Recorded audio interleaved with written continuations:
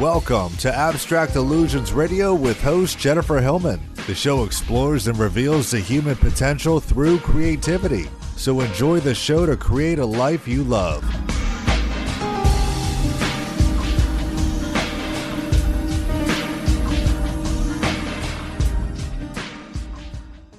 Hello everyone, this is Jennifer Hillman, and I feel very, very blessed to have you listening and to have this guest on once again. Kip Baldwin is a friend among friends. He is a wise man. He is a producer, a writer. He is the host of Just Love radio show. He is an inspiration, a mentor, and he's just a lot of fun to talk to. So, Kip, thank you again for being on air. Always fun. I wish everyone could see the bright shade of red. I just turned from blushing from such amazing, humbling compliments from such an amazing writer and visionary such as yourself and such a dear friend. But I am truly humbled by your words. That's all I can say. It's like I said, it's like you're a brother from another mother, and we get on a conversation, and we were talking before you even started the recording, and it's like we just get into the flow, and there's just so much energy going on. We've got an eclipse coming up that's all about do it now or forget it. And we just have such intense energy around that it was time just to give people a heads up on what's going on and some suggestions to get through it all.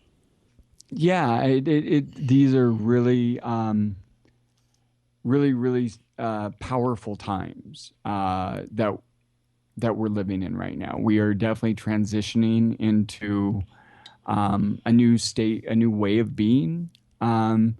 And I know that at least a lot of the people that I know that are aware and awake are, sometimes feeling a tremendous sense of melancholy and depression, just waves of it. It's not like something that lasts, but man, when it hits you, it is intense. And then other people seem just to sort of be going, something's going on. What's going on? And they're just waiting for somebody to say, here's what's taking place. Or have you looked at this? Have you looked at not coming from a place of institutionalized fear anymore? Even if you don't agree with, say, that, the spiritual teachings or religious teachings, or you're coming at it from a scientific perspective, everything is saying, change is coming. It has to come because we're at a point where, and Terence McKenna talked about this in his last interview before he died, and I'm paraphrasing a little bit, but he said we're going to get to a point where our hypocrisies and our absurdities and our rationalizations that have created this, which have become increasingly complex as a way to justify the way we have been being, will eventually break down. We'll have to look in the mirror and say, what are we doing? And that's really, I think, where we're at is where, some of us get it and other people are just going. I was listening to a woman that used to be a big, the head of Bear Stearns, or one of the big wigs at Bear Stearns, and she's got a book out called All the President's Bankers. And even she was going, there is no reason, just the economic side of what we're being. She's like, there is no reason that this shouldn't have already fallen apart. And the only reason it hasn't is because there's such a collusion between government and the financial institutions right now. But she said, without a doubt, all of this has to break down because it doesn't make any sense anymore. Her exact words, it doesn't make any sense anymore. This is a banker. This isn't a spiritual perspective. This is a banker, a lead, one of the biggest financial institutions in the world, Bear Stearns, saying, and then laying also out how it came to be in her book from a historical perspective, how this all got to where it is today. But her point blank saying, this doesn't make any sense. It really doesn't. I mean, I've been talking to a Cherokee elder, Persia Taylor, and she is talking to heads of state. She is talking to major players in the government, and they're all saying, or just admitting, they really haven't thought everything through. No, And you're kidding. no, really. And it's mind blowing that you just put one little nugget in their head and go, wow, that would be amazing. Wow, that really changes everything, doesn't it? It's like they're making all these strategies and not thinking of really all the possibilities of the consequences. Well, And it's just, yeah. it's Sorry. interesting. No, it really is. It's just, I mean, that's amazing that they're actually even admitting that, wow, we didn't really have this thought out, because for a long time, all I really wanted, the powers that be, and there are powers that be, folks. It's not conspiracy. It's not that there's some one world order, oogly boogly stuff. There is a one world order. They can now trace their financial transactions, the war profiteers that are running everything, and have been for a long time. It's now just fact. But as you were just saying, though, all I've really wanted from them is to say, okay, what is your ultimate objective here? At least then, even if I disagreed, I could somehow understand, because as it's just seemed like pure madness to me. And that's fascinating that they really don't have any agenda at all, which leads me to something that I've been feeling a lot, is that the first thing that we really need to do, everyone's saying, oh, we need to do this, we need solar panels, and we need to move away from green energy, and this and that and the other thing. The first thing we need to do is stop doing anything, stop any sort of anything. Just stop for a second, assess what we're doing, what works, what doesn't work, and then ask ourselves the simple question: what's it we're trying to be? Because I don't think collectively we've ever really, at least modern culture has never asked themselves that. What are we trying to be? And then once we can collectively say, this is what we're trying to be, then we will do the things that are necessary to go about being that. Because as something I wrote a long time ago, you can do without being, but you can't be without doing. So be first and the doing will follow. Exactly. And we've just never stopped to be. And even, if you don't know, if you're getting really frustrated, you can't force it. You can't force something to happen. You got to step back and just chill, because once you just release the anxiety, things will pop in your head to make everything go like clockwork. And you just got to be for a second and say, okay, this isn't working. Let's step back. Let's breathe. Or even go do something else. It's like I was telling a friend, it's like you're having trouble with your computer. Step away from the computer. Go do something else. Go listen to music. Go play with your dog, whatever. Then come back and see how things are going. And especially if you're doing anything with a lot of paperwork. We got Mercury retrograde right now coming up, folks. So everything is going to be slow down, breathe, understand. Everything is going to work out fine. It may take a little bit more patience, but once you just center in saying this is no big deal, if I don't stress about it, there's nothing to stress about. Yep. Things are going to be what they're going to be, and they can either be incredibly painful, or you can go with the flow and allow them to happen. If you fight it's going to be pretty uncomfortable. And it is, and it's no fun to be uncomfortable and to stress and to struggle, and it just makes you want to knock your head through the wall and say, why? And I would really recommend if you can, if you're anywhere near, or even if you got to take 5 bus rides to do it, whatever it takes to get there, go out into nature. I mean, go out into nature where it's not a matter of I'm not going to look at my cell phone. You can't, because you're not connected. you're going to feel such an amazing shift in energy, because one of the greatest losses to our species with modern Western culture, with capitalism, with the industrial world, with technology, is we've lost our power to observe what is. We've become enamored of our own belly button. We look at where it used to be that, you know, people would paint things and they would craft sculptures clear back to cave walls because they were in such admiration of the world around them. Somewhere that shifted, where we became enamored of our own creations or our own manifestations, thinking that they're more special and more beautiful than what nature is already, what is here naturally, what life, what the universe has put before us. But our light bulb is not more, no light that man has created is more powerful or more beautiful than any sun. No building ever created by man is more magnificent than even the smallest mountain.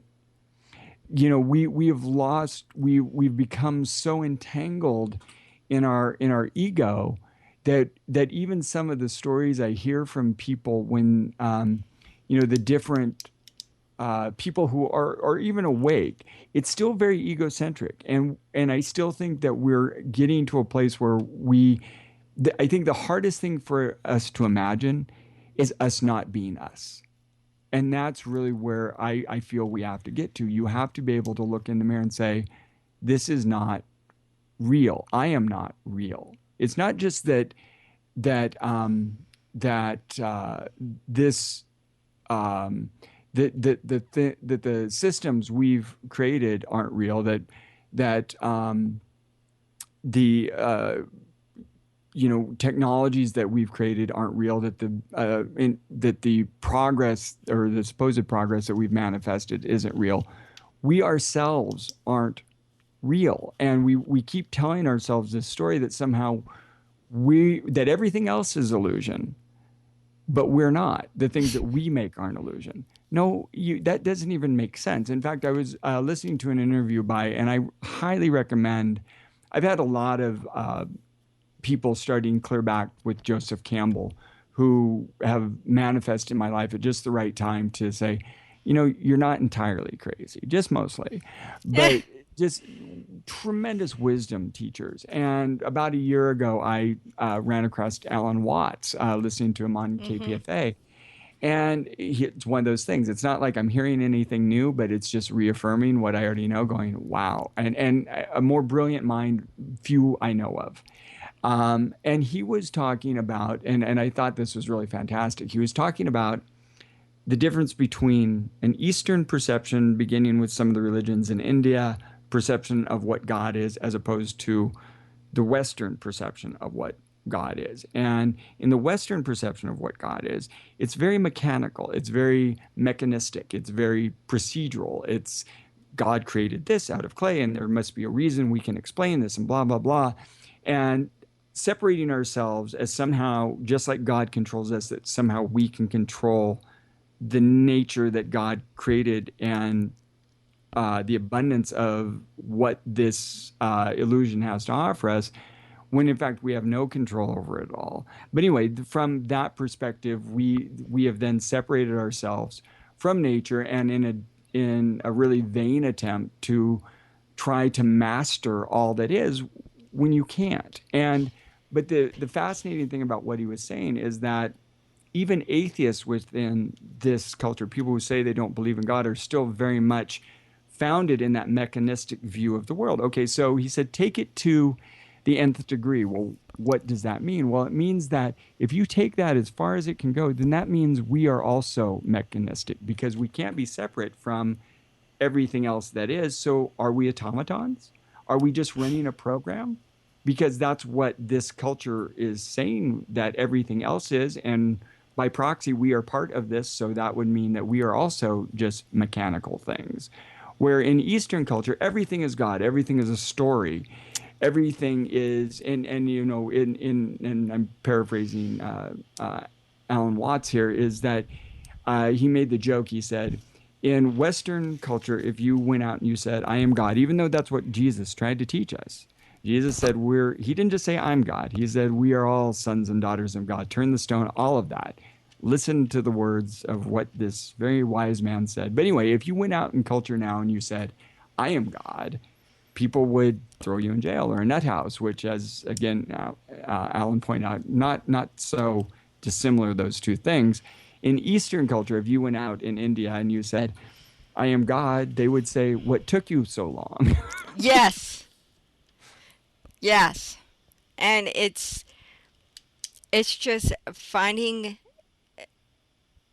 the right person to make you aware of it. And it's like you said, I have all of a sudden started, every once in a while, I'll listen to Alan Watts or something that Joseph Campbell, or I'll pull out a book. It's like, and start reading. It's like with the death of Wayne Dyer, I pulled out one of my favorite books of his, which is really a collection of his favorite mystical poets, as he calls them, and reading what these people wrote, and most of them were about nature and the connection of nature and the reality that all of this is an illusion, but we made these beautiful things of nature and we're not appreciating it.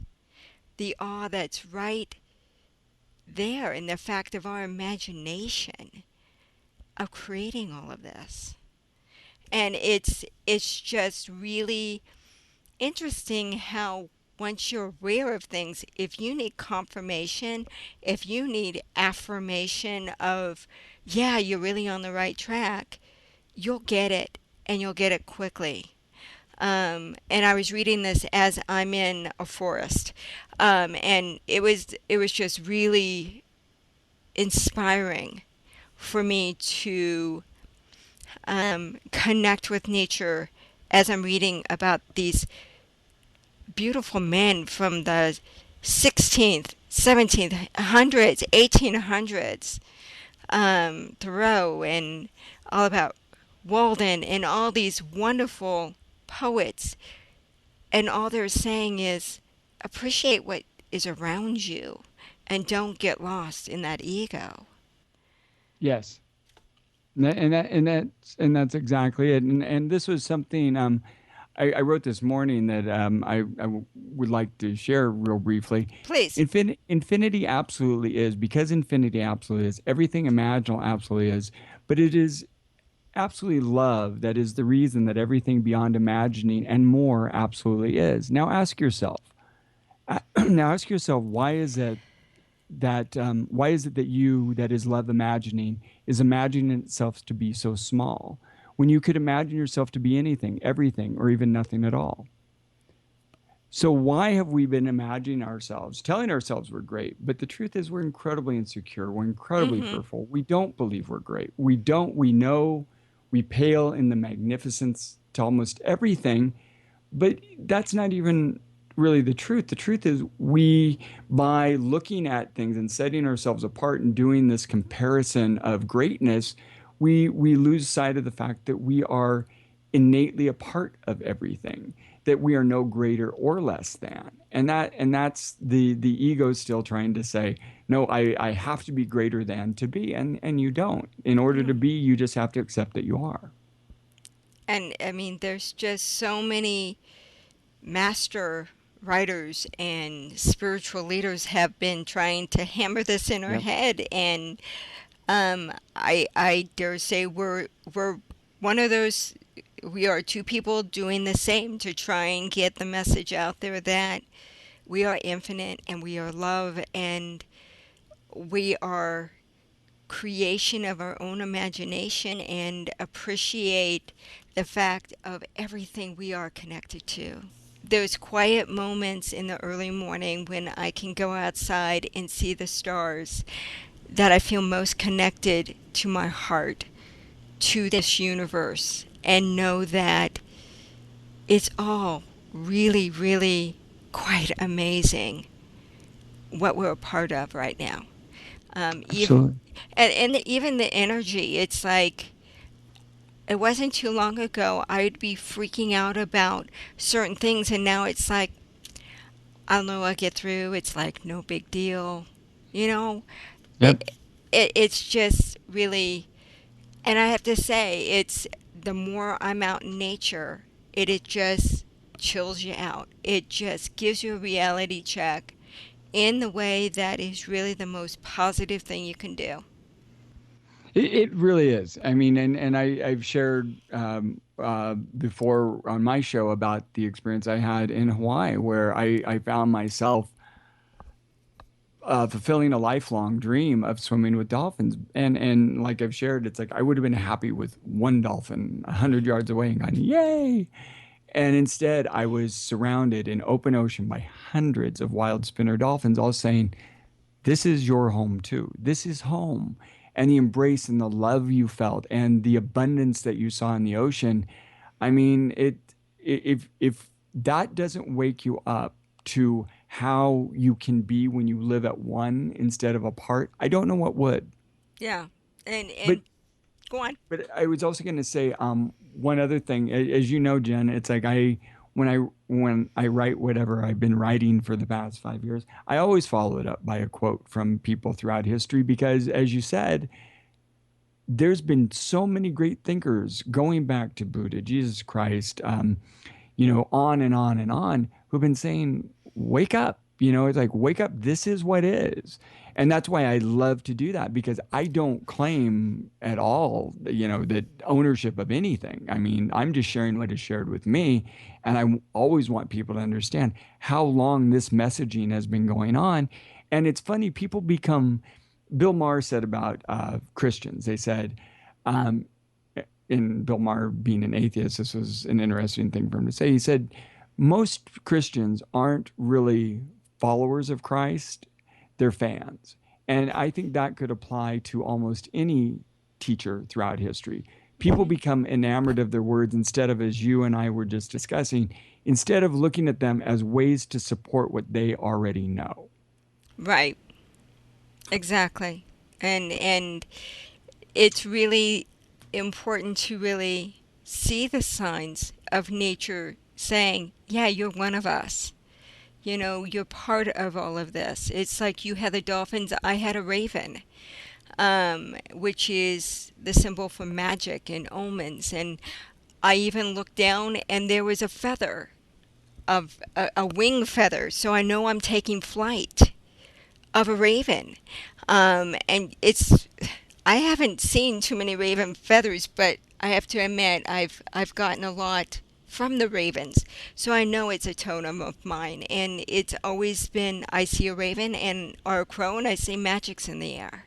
Magic's around me. And thank you very much. Um, so it really is a time to really stand up for yourself in the sense of understanding your connection with everything that is really going on right now. Um, and remember to breathe and remember to laugh, to break the tension because it's like, um, there's so many things that are just a giant cosmic joke. And sometimes if you take yourself too seriously, you are the cosmic joke. Um, So it's good just to laugh at yourself and say, "Silly me, what am I thinking?" Yes. And one thing we talked about before the show that I would like to uh, share with your audience, because I know that, again, back to the fan idea, people become fans of a lot of the things that people talk about spiritually, and they're not ready to fully embrace the change that's coming. But what I do want people to wake up to, and if it helps lead them towards the fact that we need to that we are moving away from this institutionalized foundation of fear that we've been operating from with incredibly repetitive results over and over. I want them to look at things that they're ignoring as far as actual facts, as far as what's going on in the world.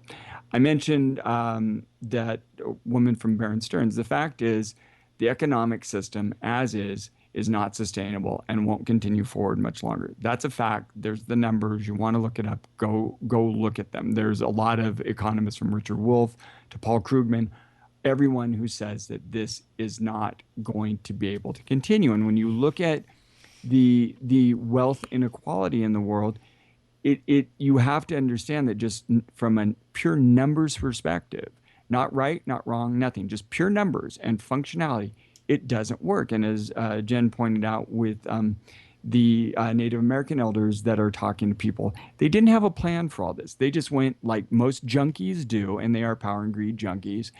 I just got to have more. I don't care how it hurts my home. I don't care how it hurts my family. So Right. this has led us to where it's at today. Now, some other things we need to think about. By 2050, the rate we're going, and this is not a judgment of saying this is bad. I'm just telling you what's happening.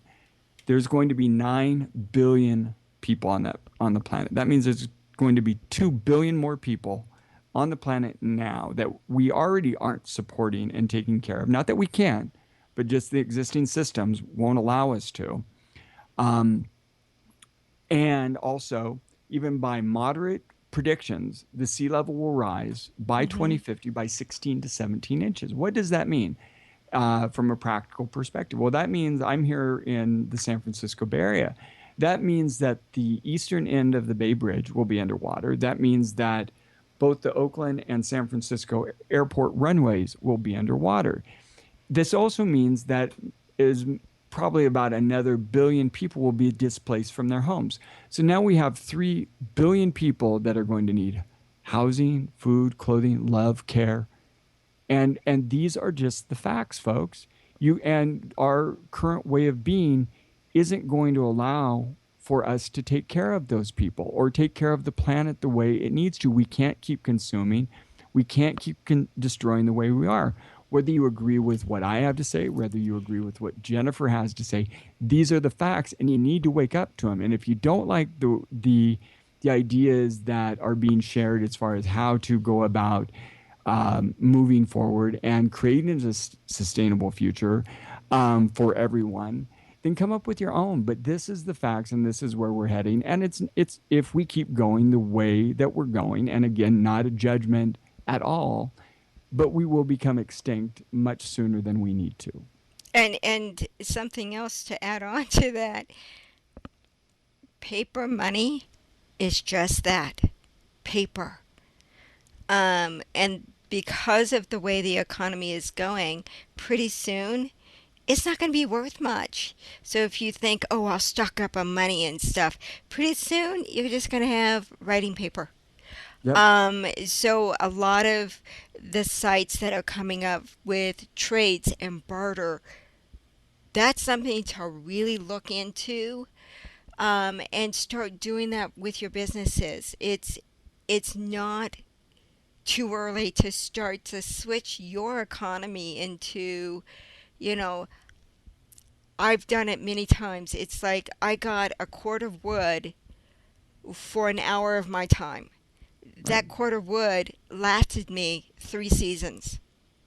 And that person got what they needed in their counseling to help make changes that they really needed to do to improve their life.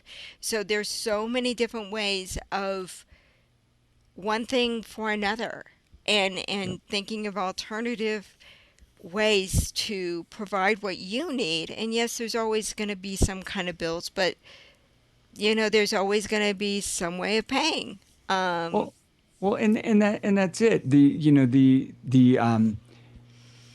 My friend Paul von Hartman, who he wrote the book Cannabis versus Climate Change. He always talks about the dolphin economy, which is really what that really is a sharing economy. Right. This move towards a sharing economy, things like Lyft, getting people out of their cars, giving people rides, or even Airbnb, where we're sharing things we're not using.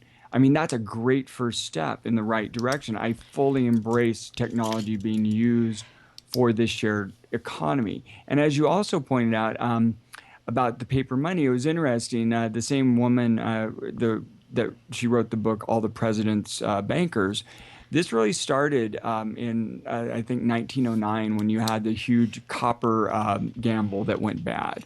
Well, the government went to J.P. Morgan, the founder of Morgan Chase, and this is really the first sort of bailout. Gave him $25 million, go bail out you know, make sure the economy doesn't collapse. So he went and chose the people he was going to bail out. He never spent any of his own money, used everybody else's money to do it. This was the beginning of two economies. You have economy that actually makes real things and provides real services. And then you have the economy that makes only money. So what are you making when you make only money? You're making, as Jen pointed out, you're making nothing. You're making paper. Yep. Which is taking down nature. Yep. And even then, it's like we could have made the money out of hemp and we wouldn't have even had to. Exactly. Exactly. And that I truly believe that hemp is on the rise to come back, because 30s, 40s, 20s, 30s, 40s, it was the crop to have. Everybody used it. 1938, the cover of Popular Science, the $1 billion crop. You can look this up, and I encourage anything that I talk about, that Jennifer talks about, look these things up. You don't have to take our word for it. There's this new thing out there. It's called the internet. It's loaded with all sorts of information. Double check it. Make sure you're getting the facts straight. 1938, Popular Mechanics, $1 billion crop. They're talking about hemp and how you could make everything from dynamite to cellophane out of it. Henry Ford, our great manufacturing, modern manufacturing line, revolutionized the way we made things. He said, why are we cutting down all our forests? Why are we digging up all these minerals, things that took thousands and hundreds of years to build, when we've got this plant that you can do all the same things with, including making fuel, including making a fiber composite that's 400 times stronger than steel that he used to not only make an entire car out of in 41, which, and by the way, Canada's coming out with an all hemp car called the Kestrel in 2016. But before that, he had a fleet of 10,000 Model Ts that all ran on hemp fuel, whose door panels were all made of hemp.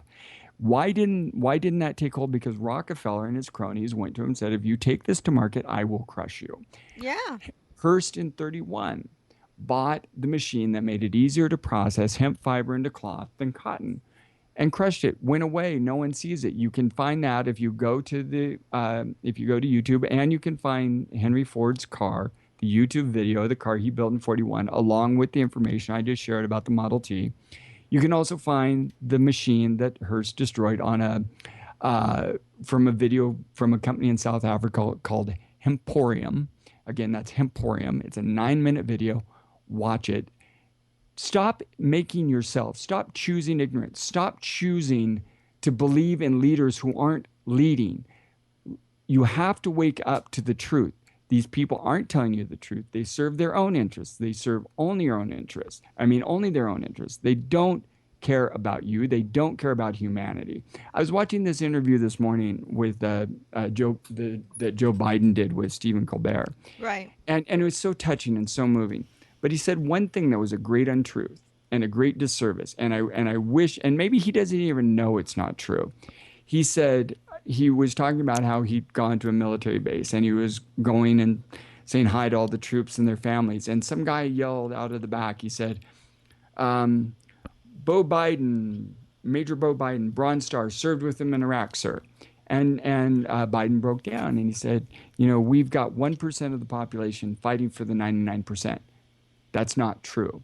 The 1% of the population is fighting for the 1%, because those men and women and children that are going off to fight these wars are not fighting it for freedom, are not fighting it for justice, are not fighting to make our lives better or anyone in the world's lives better. They're fighting to make the rich richer. And that is the only reason we have wars. Exactly. And it's one other note about hemp is they do now have houses completely made out of hemp. Yep. That are hemp streets. Yep. They're absolutely gorgeous. So there's a lot of alternative things out there, and it's just up to us to educate ourselves. And if you've got a little extra money, start investing in something that's going to help us in the long run. But understand things are changing, and they're going to change really, really quickly, and you don't want to be caught off guard. Um, there is so much information on the internet that will wake you up, and as Kip said, double check your facts. You can't necessarily believe everything because there is a lot of things planted on there from the government to throw you off. So you need to do your research, but it's well worth taking a little time to really see what is going on, because there's so many things. I mean, you mentioned some videos and stuff. There's a wonderful set of videos by Nature, the Nature Channel, I think, about how the Earth really doesn't need humans, um, and humans really need the Earth. A great. This has been sort of a talking point for me for about a month now. There's a series out there called Life After People, and in this series, they, without judgment of why, they show what happens when, in a variety of different scenarios, they show what happens when all people are gone from the planet, and how quickly all of our glorious constructions, they disappear. There would be no artifacts of us left within 10,000 years. Manhattan would be completely returned to wilderness. Hmm. This is how fragile all of our systems are. But the most fascinating thing about that show is, in every scenario, life bursts forth and thrives without us here. As you just said, nature does not need us, but boy, do we need nature. And not just the nature we see around us, but as something that I wrote maybe a week ago, if you don't love the smallest microbiotic organism in your body, the smallest atom in your body, the smallest particle you can imagine in your body, the way you love your mother, your brother, your sister, your father, your lover, then you don't truly love life, because you don't exist without these things. That's a fact. That's not spiritual, religious, hokey pokey, whatever, however you want to look at it. That's just the fact of being. And this is the truth, is you're not aware of the fact of what it takes for you to be. If you wake up to the fact of what it takes for you to be, then you will understand the truth of love. And with that, I'm looking at a quote actually from Peggy McCall that I have on my desk that I see every morning because it's so beautiful. And I'm just going to do the first couple of sentences because it leads right into that. And it says, "Deep at the center of my being, there is an infinite well of love. I now allow this love to flow to the surface. It fills my heart, my body, my mind, my consciousness, my very being, and radiates out from me in all directions and returns to me multiplied." Yes. That's what we need to focus on, people. That we do have that infinite source of love, which is the great abundance that we all have been searching for. In a way, is we're really looking for that little divine nugget within us, and once you find it, magic really happens. And something I want to read to share along that line as well is, I have experienced the face of God, the face of infinity, the face of Hmm. absolute love. It is black, more black than the blackest black any can imagine. It is still, more still than any stillness dreamt. It is silence, more silence than any Hmm. silent silence unheard. It is the face of everything and nothing all at once. It is creation unformed, undefined, and in it is my face, your face, all faces. And then this is from, uh, excuse me, Meister Eckhart. The eye through which I see God is the same eye through which God sees me. My eye and God's eye are one eye, one seeing, one knowing, one love. Very true. And being in that infinite space is the most beautiful, sweet spot you can ever experience. Um, and it, and it expands you and frees you. yeah. And this is what, you know, when I was saying earlier about one of the hardest things to imagine is you not being you. And that's really an important understanding to have, because even so many of the solutions I'll hear people talking about, very wise people, they still seem very human centric to me. And I think it's important that we move beyond this attachment to this human thing that we think we are, that we become so entwined with, which is not at all what we are. You have the experience and are experiencing everything. You are the sun. The sun is you. You are the dirt. You are the sky. And these things are you. There is no separation from anything. We need to stop putting a human face on everything, because this is not what everything is. Everything is not not the reflection we see in the mirror. And I think that's really important for us to be able to imagine ourselves not being. And embracing infinity allows you to start to do that, because you start to really understand that there really isn't anything, that I am nothing but a dream. I am nothing but a play being acted out. I am the experience of God being God. I'm the experience of love being love. That's what I am. I am in the experience of the moment. And what you have the control over is how you're going to have that experience. But you have to make that choice before the moment occurs. Otherwise, the moment chooses for you. Exactly. And if you don't like your story, guess what? You're the writer of it. So sit down and write what you really want it to be, and truly believe that it can be. Because it can be.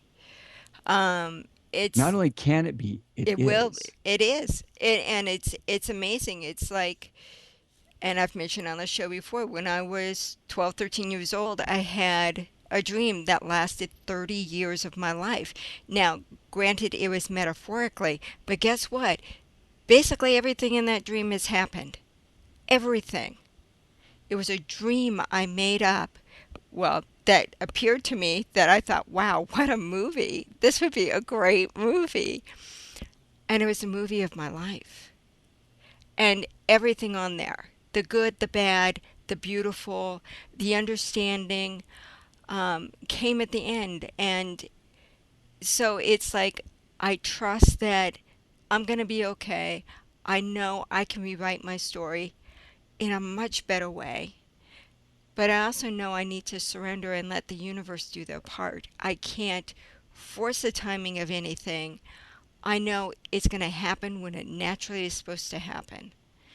Um, and the energy right now is a time that you really can feel the pressure, like you need to force yourself to do something. Breathe, sit back, Yes. and don't let the pressure force you to do something that the timing's off. Because that can mess you up really badly and just get you frustrated. Flow. Yeah. Just flow. I mean, the biggest illusion we need to let go of is the illusion of control. If you think you have any control other than choosing how you are going to be, and again, without judgment of how you choose, but without choosing how you're going to be, the experience of what you are being before that moment occurs, of what you're going to of what that moment brings you, you don't have any control. You only have the control of, am I going to be fearful or am I going to be loved? No matter what the moment brings me. Right now, we have chosen for a very, very long time to be fearful. And that is what we are in every moment historically, for as far back as I think we can really remember, for the most part, with the Right. exception of the indigenous peoples who had an entirely different culture than both East and West in many ways. But now we have the choice. Do we want to try to see what the moment feels like when we choose to be loving before the next moment occurs? Because that's the only control you have. You have no control over what actually takes place in that moment. And believe it or not, our time is just about up. So, with that beautiful last moment, I'm going to ask you once again to give how people can get in touch with your radio show. Tell them what websites to go to read your wonderful writings. Well, you can find me on Facebook what is my page? You can find me at the Just Love community page on Facebook. You can go to my website, which is www.justlovemovement.com. You can listen to my show Wednesday nights, although they do continue to air it on WLOR Net at 7 p.m. Pacific on Wednesdays. That's 10 p.m. Eastern time on Wednesday evenings. And again, they continue to air that. You can find the past interviews I've done with people who have been extraordinary people, like Jennifer I've had on many times. I've had Dr. Dean Radin on from Noetic Sciences. Recently, I've had Dr. Jamie Turndorf, who has an amazing book out called Love Never Dies. Diane Collins. Just there's so many great interviews. So if you don't hear something in my voice, or you don't hear something in Jen's voice that resonates with you, listen to these other people talk. You'll find that voice that will make you go, to steal from Oprah, aha. Yes. Yes. And a lot of our shows, if you don't catch it on WLOR.net, are on YouTube. So you can listen to the shows on YouTube as well. So check it out. I know that I have made videos for all the conversations I've had with Kip, and they've been all wonderful and well worth spending some time to listen to the conversations that both of us have with our guest. And I've been doing my show since 2007, so I've had a lot of amazing people on, and I've been blessed with having Kip on, as I said. But for now, I am going to say thank you again, Brother Kip, for being on. Thank you. And this is Jennifer Hillman. If you do want to get in touch with me, I am on Facebook as well, or you can, and writing, on jenniferhillman.com. Till next time, this is Jennifer Hillman. Be good to yourself, be good to others, and know you are infinite love, and just embrace the wondrous moment around you. Until next time, this is Jennifer Hillman saying, with each breath of air, we hope you gain new insights, information, and imagination. Good night. And remember, dream on.